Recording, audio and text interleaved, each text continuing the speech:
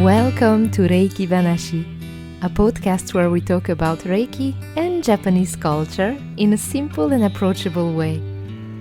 I'm your host Innina, and I'm a practitioner and teacher Shihan of Jikiden Reiki, traditional Japanese Reiki. And through this space, I share thoughts and reflections with you. Sometimes on my own, sometimes with guests, we'll explore these fascinating topics that are so close to my heart. So make yourself comfortable and let's get started. Konnichiwa! Hi everyone! So today I'd like to share a slightly different episode with you. We're going to talk about a discrete object that holds an important place in Japanese culture and sometimes even in Reiki practice. This object is the Tenugui. So I'm not an expert in terms of Tenugui, but I have some basic knowledge that I would love to share with you, as I find them so beautiful and as they are part of Japanese culture. You may have already seen it during shiatsu session or acupuncture treatments. Or perhaps you have one as a souvenir from Japan without really knowing what is it and what it's for. So today, let's dive into its history, its uses, and what it still represents today. So first of all, what is a tenugui? So the word tenugui literally means hand wiping cloth.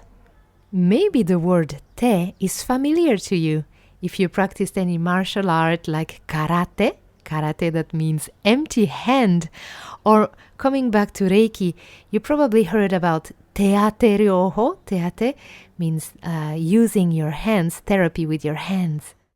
So here, tenugui means hand wiping cloth. And in practice, it's a thin rectangular piece of cotton, approximately 35 centimeters wide by 90 centimeters long. It's woven and dyed with a wide variety of patterns, from the most traditional to the most modern. And its special feature is that the edges are not sewn.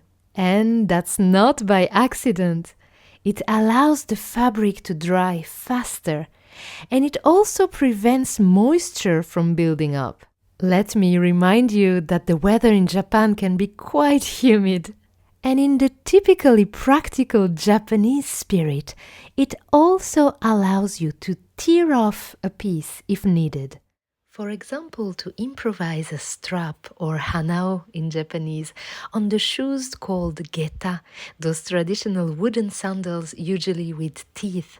So to improvise a strap for this geta, tie something or make a bandage if you're hurt. So it's a perfect example of what in Japan is called yonobi, the beauty of utility, an object that is both beautiful and functional. Because it's a real craft object, each step of the making process is filled with care and tradition. It starts with bleaching the fabric using a method called wazarashi, which helps preserve the softness of the material. Then comes the dyeing stage, carried out according to an ancestral technique known as chusen, a stencil-based dyeing system, a meticulous know-how where each piece tells a story. And historically, the tenugui have existed since the Heian period. Originally, these thin pieces of cotton fabric were used during Shinto rituals. Cotton, considered as a precious material at the time, it was reserved for elites and people of high rank. So it wasn't until the Edo period, the Edo Jidai, as we say in Japanese, with the development of cotton cultivation, that the tenugui became more widespread. So it then became an everyday item, but it was especially during the Edo era that they became popular.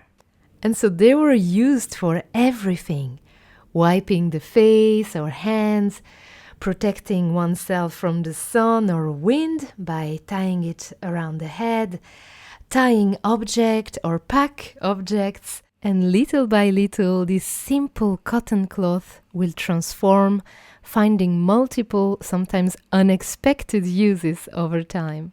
Sometimes in martial arts as a headband under a helmet, and I know they still do that in kendo, for example. You use the tenugui under your helmet, or also simply as decoration. In old Japan, the tenugui was part of everyday life. In public bath, the sento, it was used as a towel for washing. And workers, on the other hand, wore it tied around their heads to protect themselves from dust and to keep their hair covered.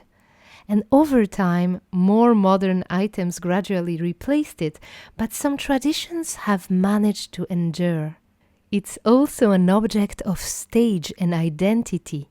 For generations, kabuki actors and rakugo storytellers have incorporated it into their performances, sometimes as a stage accessory, sometimes as a symbol of their identity. And it's not uncommon to see a tenugui adorned with the mon, the personal crest of an artist. And even today in Japan, it is used as a decorative element or even as a means of advertising. And it's also a traditional accessory still alive today. Tied as a hachimaki headband or worn like a bandana, the tenugui often accompanies traditional outfits during matsuri, the big popular festivities and festivals. And as I mentioned before in kendo, in martial arts, it is used to absorb the sweat and to help focus before a match. And also in the kitchen, whether in high-end restaurants or more modest establishments, Japanese chefs wear it rolled around their foreheads. And this is a gesture that is both practical and meaningful, symbolizing their dedication and seriousness. And so even today, you'll still find them in shops, mostly souvenir shops, but also sometimes at temples. And they are featured in traditional or modern designs and also humorous designs. So many Japanese people still carry one with them, a little bit like carrying a handkerchief or a small towel. Okay, that's nice, but why am I talking about tenugui in a Reiki podcast? So, in some Japanese Reiki schools, and especially in Jikiden Reiki, you may see practitioners using tenugui, often on the top of the head of the receiver or the feet. And why is that? So, if we go back historically, during Hayashi Sensei's time in the 30s, there were several simple, practical reasons for that. So first of all, it's simply to prevent sweat from dripping onto the face of the person receiving the treatment. I remind you that back then there was no air conditioning or modern fans. Another reason is to mark the fact that one is entering into the practice. And so we talked about hygiene already, but it's also out of respect. I remind you, in Japan, direct physical contact with others is often limited. For example, one avoids directly touching someone's head or feet whenever possible. So the tenugui could therefore also serve as a light barrier, always in a spirit of discretion and respect. So it's important to remember that in Japanese culture, there's generally little direct physical contact. No cheek kisses, no handshakes in traditional settings, or at least at the time of Hayashi Sensei. Nowadays it's a little bit different, but still culturally, the physical touch is avoided, and many gestures are designed to preserve personal space and privacy. So, of course, in Reiki, this isn't an absolute rule, right? But it can reflect that mindset. And so, what about today? So, some practitioners still use tenuguis during sessions out of respect for tradition or to mark the practice. And others simply no longer do it, feeling it might surprise or maybe disturb people outside Japan to have something put on their heads or in front of their eyes, or simply preferring a simpler approach. So, of course, keep in mind that using a tenugui is not mandatory in Reiki at all. It's just a personal, cultural, and practical choice. So, to sum up, the tenugui is a simple object, but it tells us a lot about Japan. At once, it's practical, aesthetics, and flexible, and used in Reiki, it evokes respect, attentiveness, and the spirit of Japanese tradition. And what about you? Had you heard about tenugui before this episode? Or do you have some at home? Maybe you feel like integrating them into your Reiki practice or simply into your everyday life?